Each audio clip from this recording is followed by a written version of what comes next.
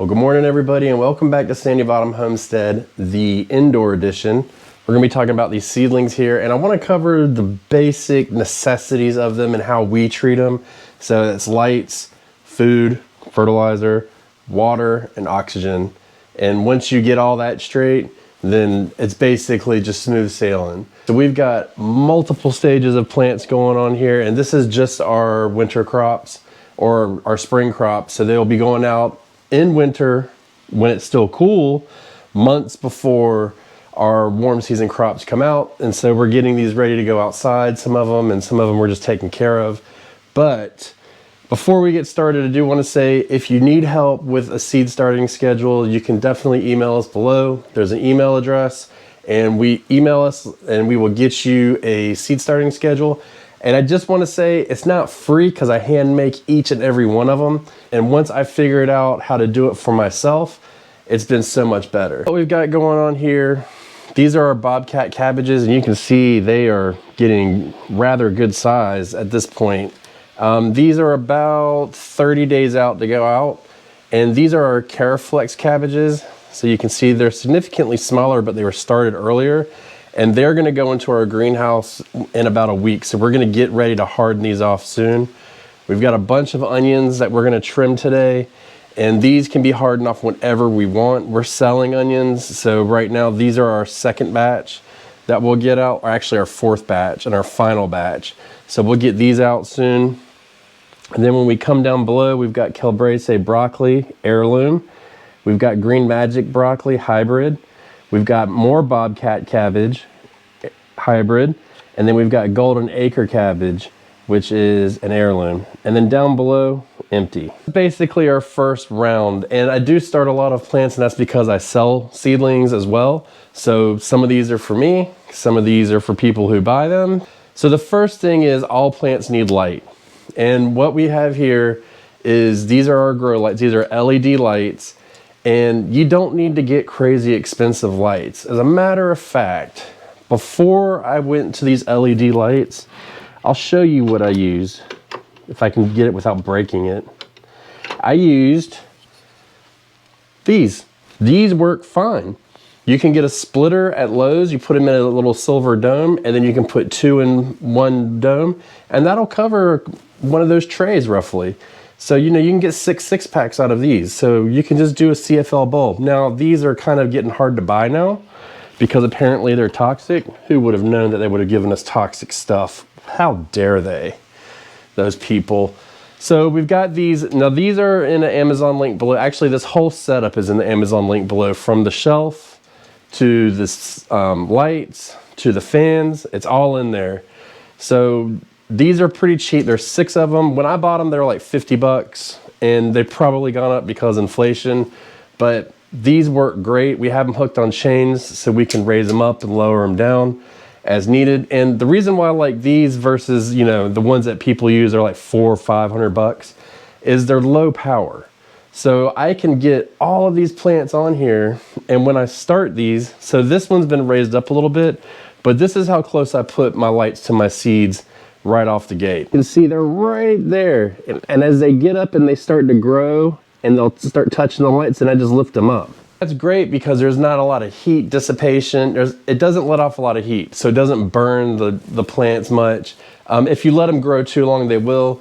You just want to keep raising it up so that it can allow the light to spread across the whole barrier. But you can see that we've got stuff covered all the way around, and this works really good. We do have one small issue with this, and it's just the way I hooked it up, is there's a little bit of a blank spot here, so you can see this little shaded. All right, everybody, question of the day. You knew it was gonna come. Leave in the comments below what you're doing for your garden right now. Are you starting seeds? Are you working the soil? Are you just consuming videos and learning? Like, at what point, what are you doing right now for your garden in this off season? And you never know, you may not even need an off season, but leave a comment below and let us know. But as we lift it up, I mean, it goes away. So you just have to contend with that. Not a big deal. Now, these plants are ready to be fed. So let's talk about food portion of it. All plants need food. Now, I've gotten a couple messages or comments on previous videos of mine that people asking, hey, do I put the fertilizer in the soil when I plant it? And the answer is simply no. I don't do that, and I don't believe you need to do that. And because by design, I've said this on the Backyard Gardens podcast, which if you're new to the channel, I'm a host of, it's the seed inside of it has water, food, and everything it needs to get it going. And this bottom tray here has not been fed at all. So we're going to look at that when we feed it. But you don't need to put fertilizer in there. And in fact, I like to control my fertilizer completely in my seed starting. So that kind of helps you with that aspect of it. So what we do is I have this jar here, and this is Osmocote. I have like a 5-10 pound bag of it, but I just put it in here because it's easy to keep in my seed starting shelf. And this is what I typically mostly fertilize with. So it is a synthetic fertilizer, and I grow organically, but I am not above using synthetic if needed or if I desire. So there is that aspect. I don't judge anybody for what they do in their gardens. And this works out good for me because it comes in this little teeny weeny encasing, and when you put it on the soil, every time you water it releases a little bit of fertilizer, so it doesn't just blast your plants with fertilizer right away. And that's really important because you want it to kind of just slowly trickle in, especially your first feeding. You don't want to hit it hard. So what I do when I do this, and I'm going to show you, well, right now how I'm going to do it. Let's get these fertilized, and I'll explain to you the time and how we need to get it going. Plants have had zero fertilizer whatsoever. The soil is sterile as well, and you can see how big they've gotten. So like this one right here, this is a broccoli, and see it's got 2 true leaves on it. 1, 2, and that's typically when I will start fertilizing my plants. So what I'll do is I'll come through, and you can see I've got to do a little bit of thinning on some of them because I double or triple seeded them. So I'll thin them after the video, but let's pretend that right now they're all thinned out. Take my fertilizer, and I just grab a pinch, a healthy pinch, and just to kind of show you as I make a huge mess, that's what we're going to put, probably twice that much per tray. So just to make it simple, and then I just sprinkle it right on top. Nothing major going on. So, and it does take a little bit of time, and I'm trying to do it two-handed so it doesn't really work. So I'm just going to kind of tap it in. And so you can see right now, that's about what I'll put in here for the fertilizer. Some cells may get a little bit more, some cells may get a little bit less. I'm not totally butthurt about it. It is what it is. They will spread. If you give it a good watering, it will come out, and it'll kind of, if I water and fill this cell up, some of it may spill over and go into another cell, so it's not really that big a deal. Now remember, I said it's going to feed it just a little bit at a time every time you do it. So every time you water. So what I do is I wait for when I want to water, and then that's when I give it my first feeding. And it'll be my only feeding. I don't come back and put any more of this on there after this. That will typically, as the package says, feed up to 4 months. So 4 months in, we're good to go. It's zero smell, it's not stinky at all, nothing like that. And it's really simple. So once we put it on, we water it, and it'll release fertilizer immediately, just a little bit, but the more and the older it gets, the more and more it releases, which is actually perfect because these plants will need more and more fertilizer. So just keep that in mind as you do this. And also what I do is I'll take like a 32-ounce bottle or a 20-ounce bottle, and I'll mix up a little bit of fish fertilizer, and I'm gonna show you how I do that. And if I need something that needs a quick shot, or right before we go to harden off, like a couple weeks beforehand, we'll feed a little bit of that just to give it another little boost, make it a little bit stronger, get some micronutrients in there, because a synthetic fertilizer doesn't really do a lot of micronutrients. And that's why when we go outside, we'll switch to organic. So we're gonna go ahead and get it started early. But let me get my bottle and everything, and I'll show you how I mix it up, and it a little bit goes a long way. This is actually a 16-ounce bottle. I don't have my 32-ounce bottle or you know, even a 2 liter or anything like that available. And what I use is, right now I'm using this AgriThrive. Just like anything else, I am not married to it, but we'll get into that in a second. And all I do, let me see if I can do this without making a mess in the house, is just get it about like that. That's really just about all you need. Maybe a little bit more, and I'll show you how you judge. So I actually added a little bit to it, and you see the color of it, how it's not really all that clear. That's a little bit dark. So what I'll probably do is just use, this was 16 ounces, so double that would be 32. I would probably put this in the watering can I have up there, and then water with that. Just put this in there and then add another one to it, and then that'll dilute it again in half. And the smell really won't be that bad. Matter of fact, what I'll do is I'm gonna use it for these onions right here because they're really nitrogen hungry, and that has a little bit more nitrogen in it. So we can get it because, like I said, we're gonna get them out really soon to start hardening off. And same with all of these cabbages. So we'll probably split the difference between the 3 just to give them one really good feeding and start giving them those micronutrients. So, and as far as like watering goes, it's really simple. A lot of people complain about fungus gnats. I don't really get a lot of fungus gnats. And what I do is I water and then I let the soil dry out. You can see in this one right here, it's a little bit dry. I bet that I can take a little bit of a chance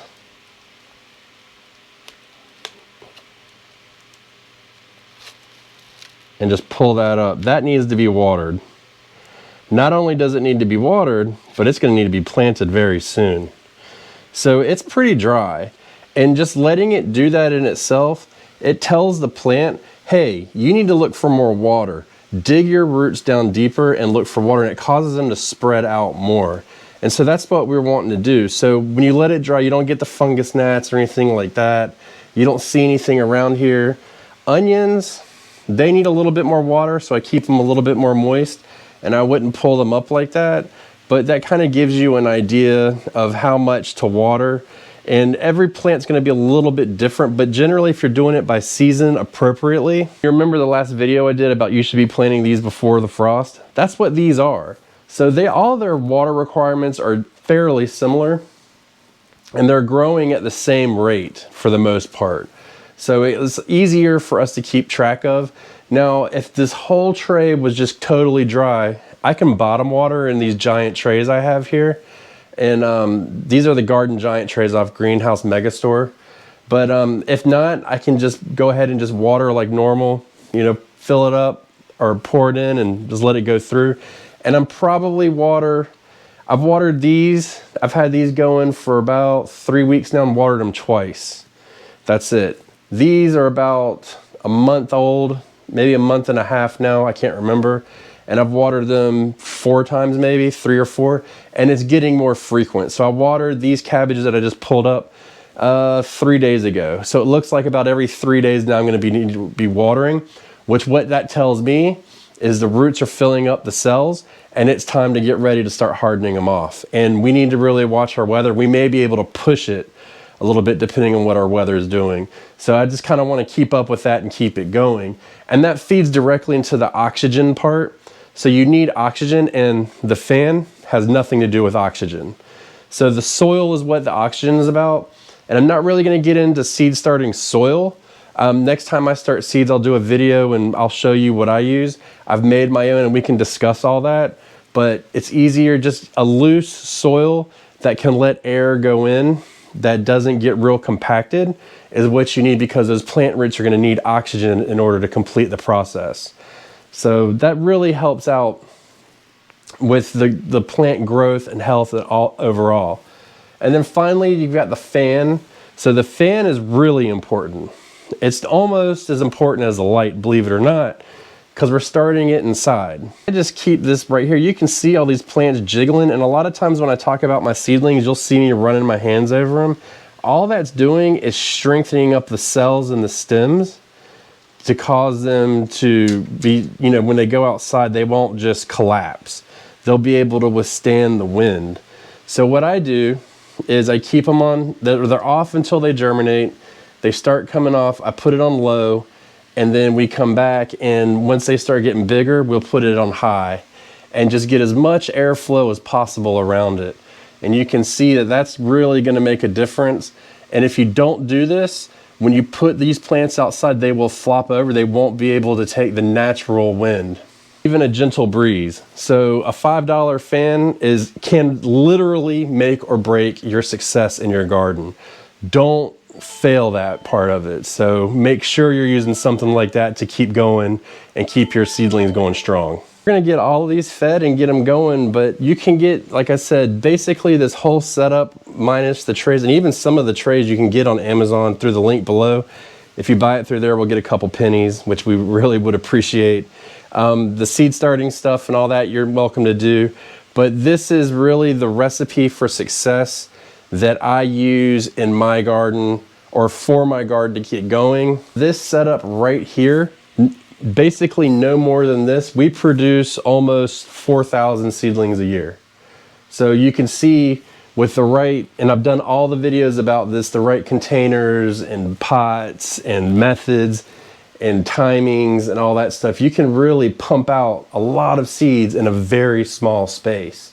And that's with using this and then using outside as well. We don't even use our greenhouse for our seeds, so it is possible to do a lot with a very little space. And if I had to extend this in any manner, which I don't anticipate doing, nor do I want to do, I would just build a second one of these. Once I ordered everything and I got it here, 30 minutes later, it's all set up and it's ready to plant. It's super easy. So I hope you guys can find some use out of this, and this, just fertilize. You gotta fertilize your plants. You guys gotta fertilize your plants, and they're gonna grow and they're gonna be stronger and produce more in your garden, and you're gonna be happier. So pick the method you wanna use and then go with it.